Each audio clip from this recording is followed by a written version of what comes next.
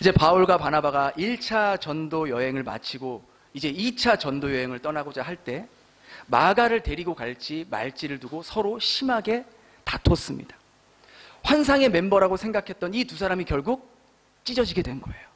그래서 바나바는 마가를 데리고 구부로로 가게 되고, 바울과 실라는 이제 1차 전도 여행을 했던 그곳을 반대편, 반대순으로 이렇게 돌아가면서 교회들이 건강하게 세워지고 있는지, 복음의 열매가 맺혀지고 있는지를 확인하러 갔습니다. 그런데 2차 전도 여행에서 바울이 가장 먼저 갔던 곳이 어디라고 나옵니까? 우리 1절 다시 한번 읽어볼까요? 시작. 바울이 더베와 루스드라에도 이르매. 더베와 루스드라에도 이르라는 이 말이 마치 바울이 1차 전도 여행을 다녔던 데를 그냥 두루두루 다니면서 그렇게 다녔다라는 의미로 읽혀질 수도 있지만, 원문에는 이 더베와 루스드라의 각각 지형에 정관사가 붙습니다. 그 더베와 그 루스드라에도 이르메라고 이해할 수 있는 것이죠. 이 말은 2차 전도 여행을 계획할 때 바울이 가장 첫 번째로 들려야 할 곳, 반드시 들려야 할 곳, 중요한 곳으로 바로 이 더베와 루스드라를 콕 집었다는 얘기예요. 여러분, 루스드라가 어디입니까? 여러분 기억나십니까? 바울이 나면서부터 안진뱅이를 예수의 이름으로 고쳤던 그곳. 그러더니까, 그렇게 이제 고치니까 그 루스드라 사람들이 와, 신이 사람의 모습으로 내려왔다 하면서 막 바울과 바나바를 신격화했잖아요. 그러더니 또 며칠 후에는 이제 이고니온에 있던 유대인들이 루스드라까지 와서 루스드라 사람들을 막 격동시키고 선동해서 돌팔매질을 당하게 했던 바로 그곳이 루스드라였어요. 얼마나 많은 돌에 맞았으면은 바울이 죽었다고 생각해서 성 밖으로 질질 끌고 가서 내던졌다고 기록이 되어 있잖아요.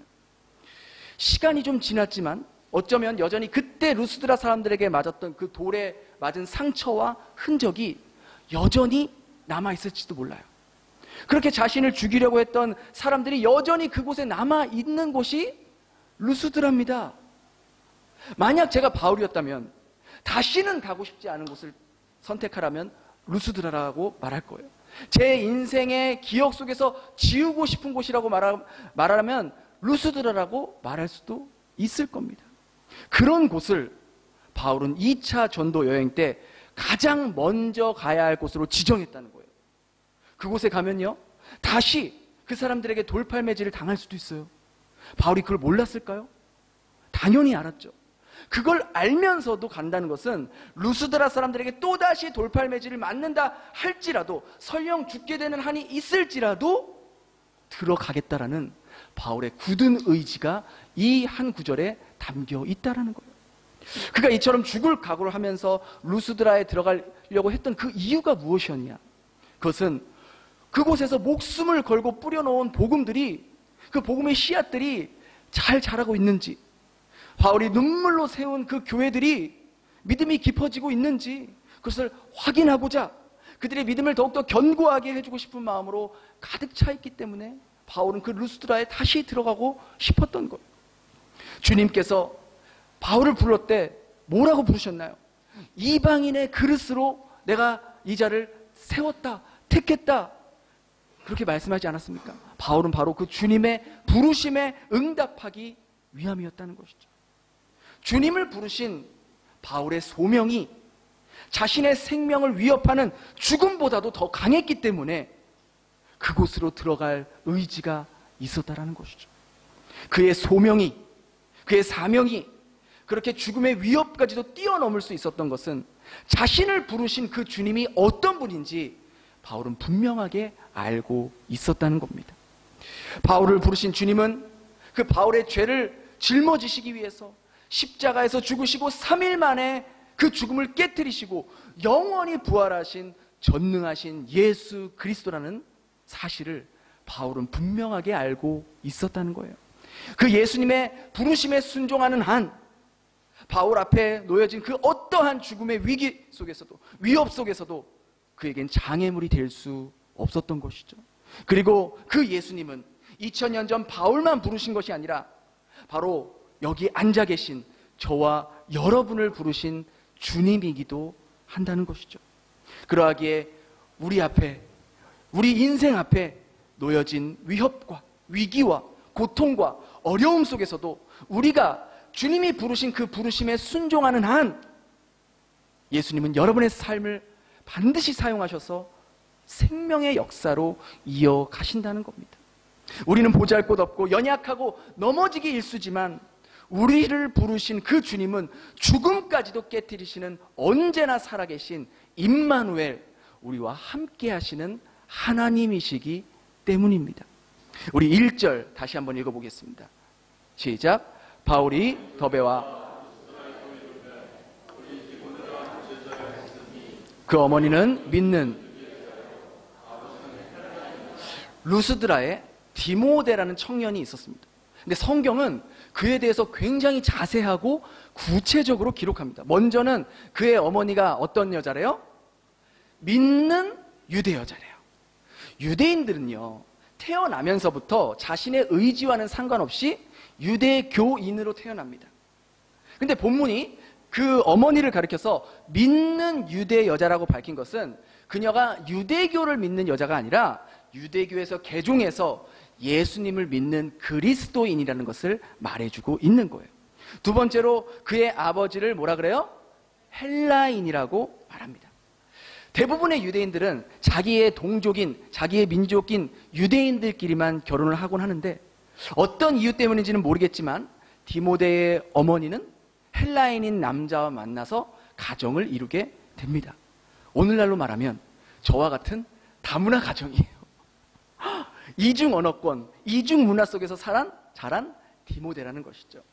그런데 바울이 이 디모데를 만났을 때에, 지금 이 본문의 시점에서 봤을 때 디모데의 나이를 학자들은 대략 18에서 19살로 추정하고 있습니다. 오늘날로 말하면요, 고2, 고3에 불과한 나이예요. 청소년이에요. 그런데 디모데를 성경은 뭐라고 기록하고 있나요? 우리 1절, 2절을 다시 한번 읽어볼게요. 시작. 바울이 더베와 루스드라에도 이름에 2절, 디모데는 루스드라와 이고니에 있는 형제들에게 칭찬받는 자니. 본문이 지금 이 디모데를 가리켜 뭐라고 했어요? 첫 번째로 제자라고 했습니다. 제자. 여기서 제자는 두말할 것 없이 예수님의 제자라는 말이에요. 그 당시 제자라는 것은요, 단순히 예수님을 믿는다는 것 그 이상의 의미를 지니고 있었습니다. 유대인들은요, 예수 믿는 자들을 이단에 빠진 자들, 신성 모독하는 집단이라고 규정해서 예수 믿는 자들을 잡아들이려고, 죽으려고 협박하고 사회적인 불이익을 줬던 시대가 바로 그 시대였어요. 그런 시대 속에서 예수의 제자로 살아가는 것은 목숨을 내놓고 살아가는 것과 동일한 의미라고 볼 수 있는 것이죠. 그런데 이제 겨우 18, 19, 고2, 고3밖에 안 되는 디모데라는 청소년에게 성경은 예수의 제자라는 수식어를 붙여주었던 것이죠. 이것은 그의 믿음이 얼마나 남달랐는지를 성경이 기록하고 우리들에게 말해주고 있는 겁니다. 또한 2절에 보니까 디모데는 루스드라와 이고니온에 있는 형제들에게도 칭찬받는 자다라고 기록이 되어 있어요. 지도를 보시면은 루스드라가 저기 있습니다. 그리고 이고니온이 약간 북쪽에 있죠. 그러니까 루스드라와 이고니온까지는요, 무려 30km나 떨어져 있어요. 지금 이 오늘날로 말하면 호치민에서 한 빈증 정도까지예요. 오늘날이야 교통수단이 발달해서 뭐 금방 차로 금방 가겠지만 2000년 전 당시 대부분 사람들의 이동수단이 뭐였어요? 걷는 거예요. 근데 여러분, 성인 남자가 하루에 얼마나 걷겠어요? 그렇게 오래 많이 못 걷습니다. 그 뜨거운 중동 그 기후 날씨에 하루에 10km 걸으면 많이 걷는 거예요. 그럼 30km면은 며칠 거리예요? 꼬박 3일 거리라고요. 굉장히 먼 거리입니다. 근데 디모데라는 이 청소년이, 제자가 살고 있는 그 자기 루스드라 지역뿐만 아니라 무려 30km나 떨어진 이고니온의 다른 지역에서도 그의 믿음과 그의 행실이 뭐했다고요? 칭찬을 받았대요. 칭찬. 예를 들어 이런 거예요. 와, 이연이의 믿음이, 우리 수민이의 믿음이, 서연이의 믿음이, 시온이의 믿음이 이 호치민 베델교회뿐만 아니라 저기 멀리 떨어진 빈증 한인교회까지 소문이 난 거야. 믿음이 너무 좋아서. 안푸의 베델교회에 이연이라는 걔 고2애가 있는데 걔 믿음이 장난 아니야. 어른 뺨쳐. 어른보다 더 해. 그런 예를 들어. 이를테면. 그러니까 여기서 나오는 칭찬받는 자니라는 이 단어는요, 미완료 동사인데요. 이 말은 한 번 어떤 특정한 어떤 일을 해서 칭찬받는 게 아니라 계속해서 예수를 믿은 후부터 지금까지 끊임없이 칭찬받는 모습을 보였다라는 것을 말해주고 있는 거예요. 어떻게 이렇게 어린 나이에도 불구하고 이런 믿음을 소유할 수 있었고, 자기가 살고 있는 지역뿐만 아니라 멀리 떨어져 있는 이 이고니온에 있는 이 지역까지 그리스도인들이 그를 보고 그의 믿음을 듣고 칭찬할 수 있었겠느냐. 제가 아까 우리 유혜진 집사님과 이제 애들이 막 올라왔어요. 근데 우리 유혜진 집사님 아들이 오늘 딱 저한테 목사님 제가 목사님인지 알았나 봐. 나 처음 봐. 저는 기억이 나는데 목사님 오늘 대강절 세 번째 주일이죠? 내가 놀랬어. 맞아. 너 어떻게 알았어? 자기 알고 있다고. 걔가 지금 4학년인가요? 5학년이래. 여러분, 오늘 이번 주일이 대강절 세 번째 주일인지는 알고 계셨어요? 근데 5학년인 애가 목사님 오늘이 대강절 세 번째 주일이죠? 맞아. 어떻게 알았냐? 어떻게 알았겠어요? 디모데의 믿음이 어떻게 그렇게 좋았을까요?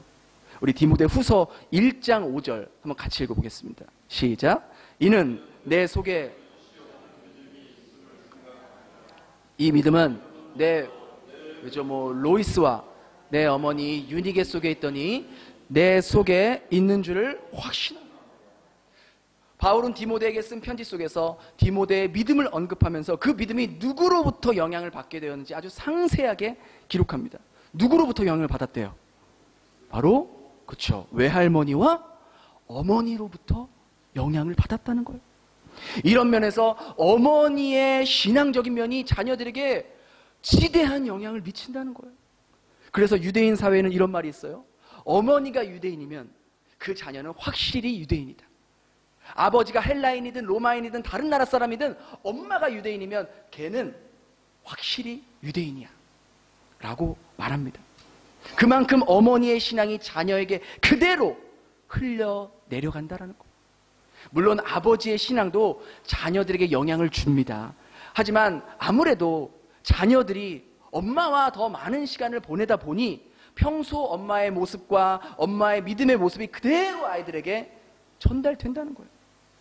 여러분, 우리 아이들은요, 여러분의 자녀들은요, 여러분이 생각하는 것 이상으로 여러분들에 대해서 많이 알고 있습니다. 단지 우리가 부모라는 이유 때문에 걔네들이 말을 못해서 부모라는 어떤 그 권력 앞에서 얘기를 못하는 것 뿐이지, 부모인 우리가 세상을 살면서 정말 하나님을 의지하는지 믿음대로 살려고 하는지, 아니면 세상 사람들처럼 세상의 스펙과 세상의 처세술과 세상의 그러한 것들을 더 중요하게 생각하며 살아가는지 아이들이 다 알아요. 말을 안 해서 뿐이지. 디모데가 그런 나이에도, 어린 나이에도 예수를 믿으면 박해를 받고 불이익을 당하고 심지어 바울처럼 돌에 맞아 죽을 수도 있다는 것을 알면서도, 그때 당시에 디모데의 두 눈으로 똑똑히 봤다고요. 바울이 돌에 맞아 죽을 뻔한 거를.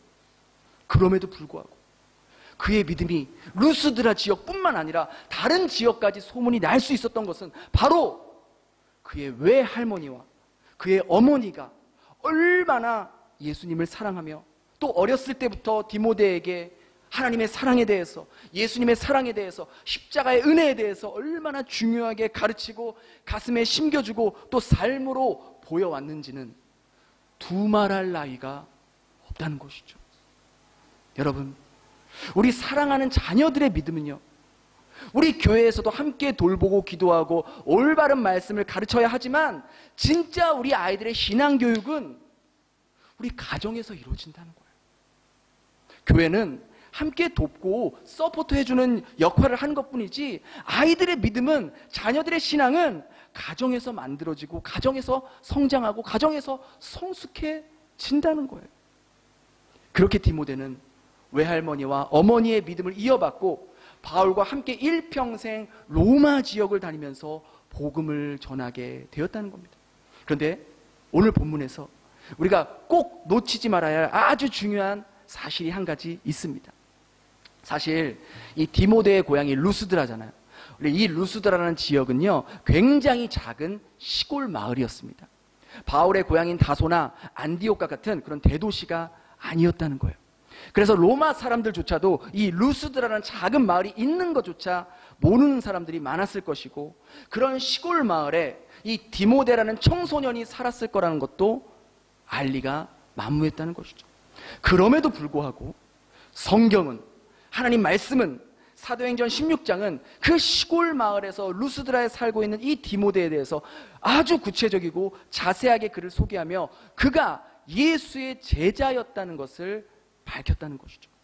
이것을 다른 말로 하면 하나님께서 아주 별 볼 일 없는 그 작은 마을 루스드라에서도 예수 그리스도를 따르며 그분의 말씀대로 살고 있는 한 청소년에게 주님께서 그를 주목하셨고 그를 보고 계셨다는 겁니다. 2000년 전 한 작은 마을에 아무도 알아주지 않았던 그 디모데를 주님께서 주목하고 계셨다면 2000년이 지난 오늘날에도 살아계시고 역사하시는 하나님은 호치민 작은 변방에서 믿음을 지키며 말씀대로 살아가려는 저와 여러분의 모습을 주목하고 계신다는 겁니다. 저와 여러분은 어느 누구도 우연히 태어나거나 실수로 태어난 사람이 없습니다. 설령 나의 부모는 나한테 너 계획 없이 태어난 애야 라고 말할 수 있지만 하나님의 계획 안에서는 실수도 우연도 없다라는 거예요. 창세 전부터, 심지어 내가 모태에서 지어지기 전부터 치밀한 하나님의 계획에 따라 만들어지고 태어난 존재가 바로 저와 여러분이라는 사실이라는 것이죠. 하나님께서 저와 여러분을 만드셨기에, 지으셨기에 이 세상 사람 아무도 나를 몰라줘도 하나님께서 나를 알고 계시고, 세상 사람들이 나를 알아보지 않는다 할지라도 나를 지으시고 나를 만드신 하나님은 언제나 지금도 나를 주목하고 계신다는 거예요. 바울도 그것을 알았고요, 디모데도 그것을 알았어요. 그래서 세상 사람들은 아무도 알아주지 않는다 할지라도 그들은 주님의 부르심에 그 앞에 그들의 평생 자신들의 목숨조차 아까워하지 않으며 복음의 씨앗을 뿌리며 하나님이 자신들에게 건강을 허락하는 한, 생명을 허락하는 한, 시간을 허락하는 한 주님을 위해, 복음을 위해, 하나님 나라를 위해 자신의 삶을 기쁨으로 드릴 수 있었던 것이죠. 지난 2주 전 저희는 베트남 가장 북쪽 마을인 사파 소수민족 교회를 방문하며 선교 일정을 다녀왔습니다. 저희가 각 교회를 찾아갈 때마다 느꼈던 것은, 이야, 이런 산 속에도, 정말 이런 오지에도 교회가 있구나, 예수를 믿는 성도들이 있구나, 그걸 보면서 정말 놀랍고 그 모습을 보는 것만으로도 저희들에게 큰 은혜가 되었고 큰 도전이 되었던 것이죠. 우리 잠시 그 모습을 영상으로 함께 나눠보겠습니다.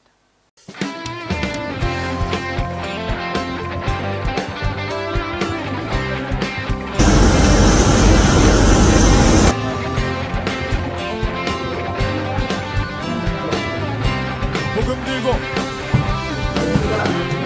삶을 넘는 자들의 발길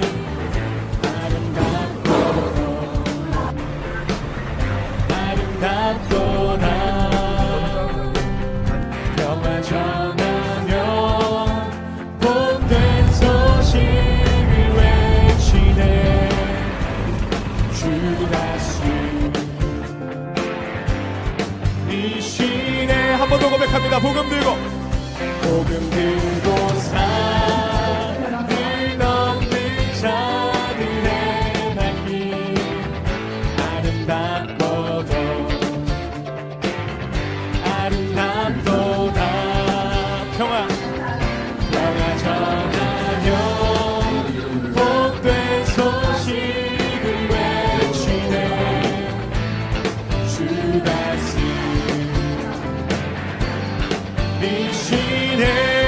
다스리시네 주 다스리시네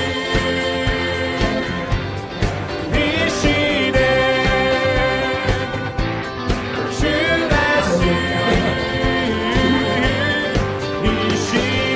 다스리시네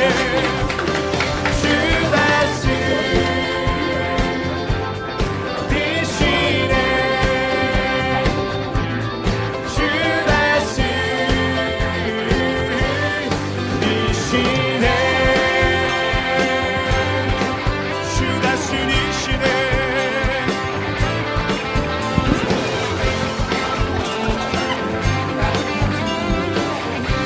복음 들고 삶을 덮는 자유의 밝기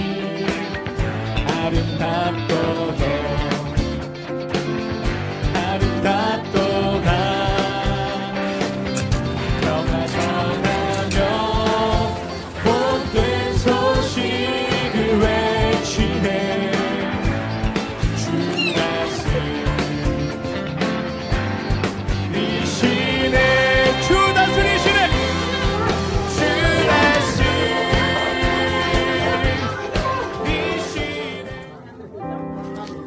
어떻게 예수님을 믿게 되었는지 여쭤봤는데 10년 전에 이제 여기 전도사님을 통해서 복음을 듣고 예수님을 믿게 되었다고. 우리의 이분은 더 낮은 곳으로 우리의 고백이 주셨사오니 아버지 하나님 이 더 몸을 낮은 영으로 곳으로 하시고 하나님의 말씀으로 쓰러져 다스리게 하여 복음을 듣고 온 가족이 예수님을 그들을 믿게 향해 되었다고 말씀하시네요. 당신이 함께 살고 있지만 이 더 위험한 낮은 시험이 있을 때마다 곳으로 주님께서 인도하여 주시옵소서. 낮은 곳으로 우리를 초대하네 함께 하자고 말씀하시네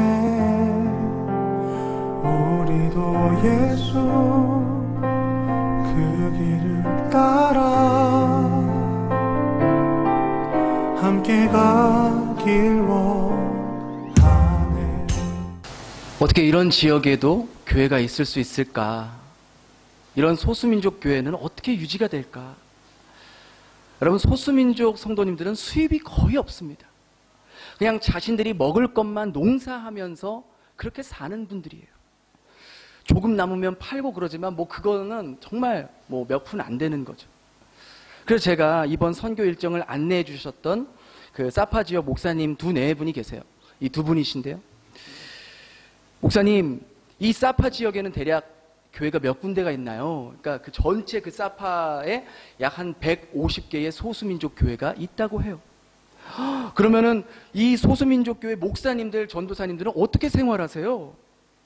목사님들도 아이들 키우고 똑같은 삶이 있는데 교회에서 어느 정도 사례를 받고 있나요?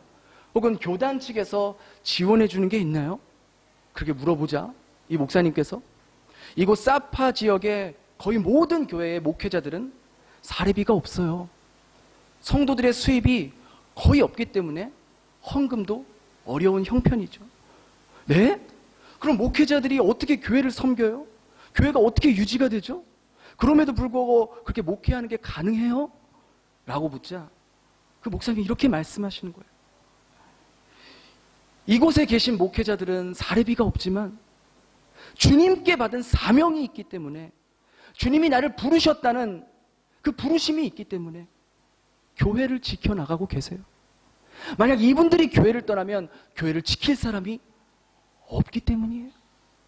힘들고 어렵지만 하나님 바라보며 하나님이 부르셨기에 세상적인 것은 누릴 수 없지만 주님 사랑하는 마음으로 성도들을 케어하고 교회를 지켜나가고 계세요. 제가 그 말을 들으면서도 참 너무나도 부끄럽고 도전이 되고 오늘날에도 이렇게 주님을 사랑하며 주님의 부르심에 자기의 목숨을 걸고 사명을 다하는 사람들이 여전히 있구나. 저희를 인도하셨던 이 목사님 네 분도요, 아이가 4명이나 있어요. 목사님이 저랑 동갑이더라고요. 아이들도 저희 아이들이랑 고만고만해요. 그럼 아이들 키우면 돈 많이 들 거 아닙니까? 그럼에도 불구하고 이 목사님 역시 교회 형편상 사례비 없이 주님 부르신 그 부르심 따라 교회를 지켜나가며 사명을 다하고 있는 그 모습을 보면서 제 자신이 너무나 부끄럽더라고요. 아무도 알지 못하는 그 시골 산골짜기에 그 마을에서 묵묵히 교회를 지키며 사명을 다하는 그 모습, 아무도 알아주지 않는다 할지라도 누가 그걸 보고 계실까요? 하나님이. 하나님께서 그 모습을 지켜보고 계시지 않을까요? 비록 그것의 예배당은 화려하지 않고 제대로 된 악기, 반주도 없는 찬양하고 말씀도 뭐 요즘 설교자들처럼 막 유창하게 하지 못한다 할지라도 하나님은 그분들의 예배를, 그분들의 찬양을, 그분들의 마음을 얼마나 기뻐하셨을까요? 그들에 비하면 나는 너무나도 많은 것을 누리고 있는데, 너무나 많은 것을 가지고 있음에도 만족하지 못하고 감사하지 못하고 더 나누며 살지 못하는 제 모습이 한없이 부끄럽게 느껴지더라고요.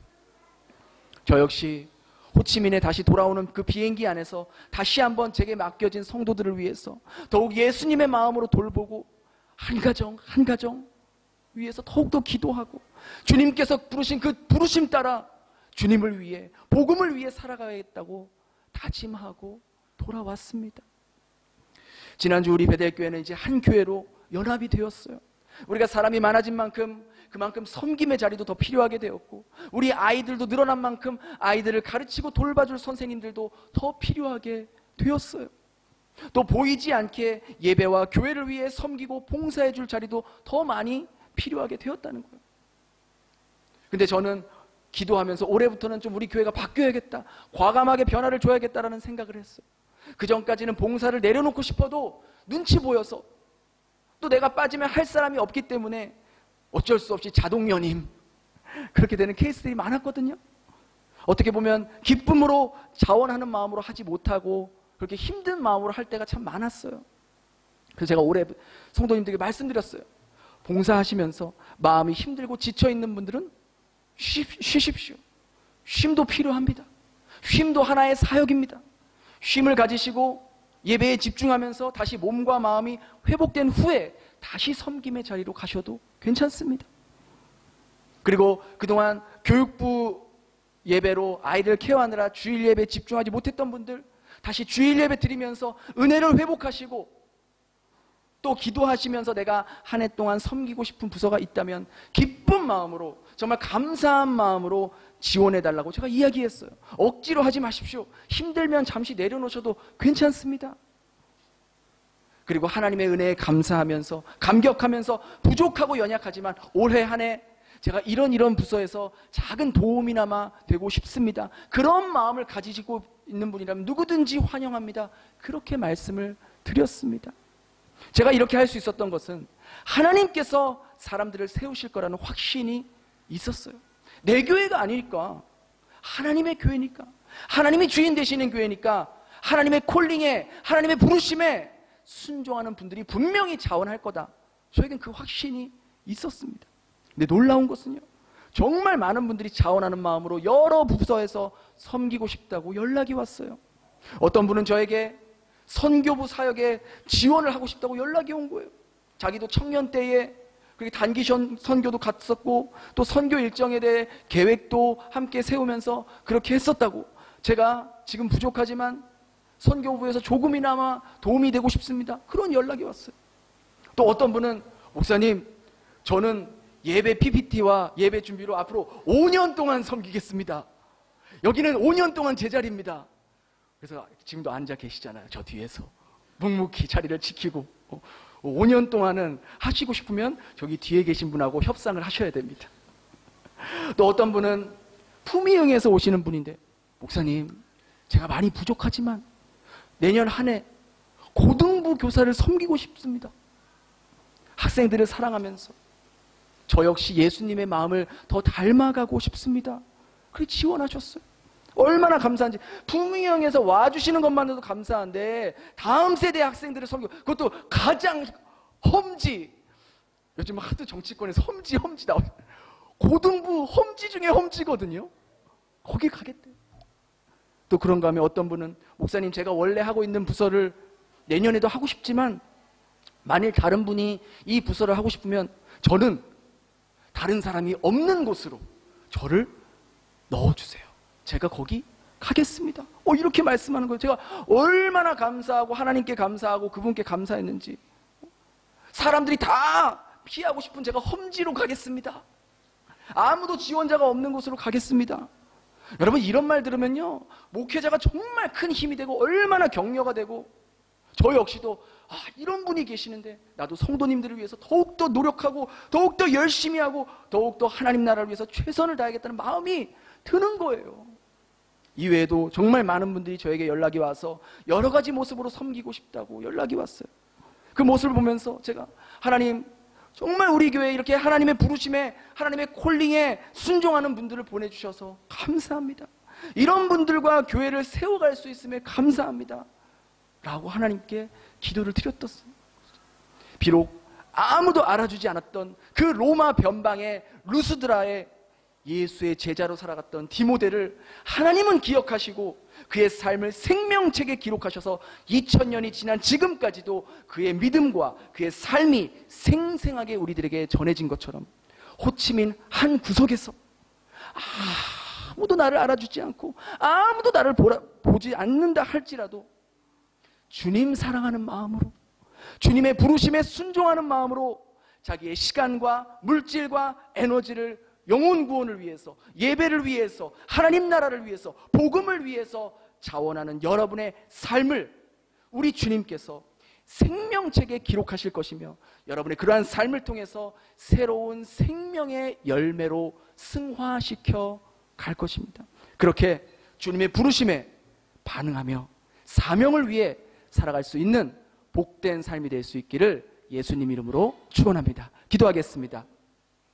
하나님, 오늘 말씀을 통해 아무도 알아주지 않았던 루스드라 변방에서 예수님의 제자로 살고 있었던 디모데를 바라보시고 기억하셨던 주님, 오늘 베트남 호치민 한편에서 아무도 알아주지 않고 누구도 우리를 알지 못한다 하더라도 주님의 은혜와 주님의 사랑에 감사하고 감격하여 주님의 부르심에 순종하며 하나님 나라를 위해 기도하며 사명을 다하는 주의 자녀들을 기억하실 줄 믿습니다.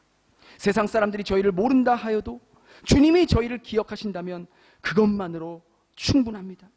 주님, 저희들의 삶이 주님에게 기억되는 삶이 되게 하여 주시옵소서. 세상 사람들이 주목하는 삶이 아니라 주님이 주목하는 삶이 되게 하여 주시옵소서. 이번 한 주도 주님께서 보내신 그 자리에서 주님의 제자로서 주님께서 저희를 부르신 그 이유를 깊이 생각하며 저희들의 삶의 현장에서 그리스도의 향기를 나타내며 살아갈 수 있는 제자의 삶이 되게 하여 주시옵소서. 그렇게 저희 가운데 역사하실 주님을 기대하오며 예수님 이름으로 기도드렸습니다. 아멘.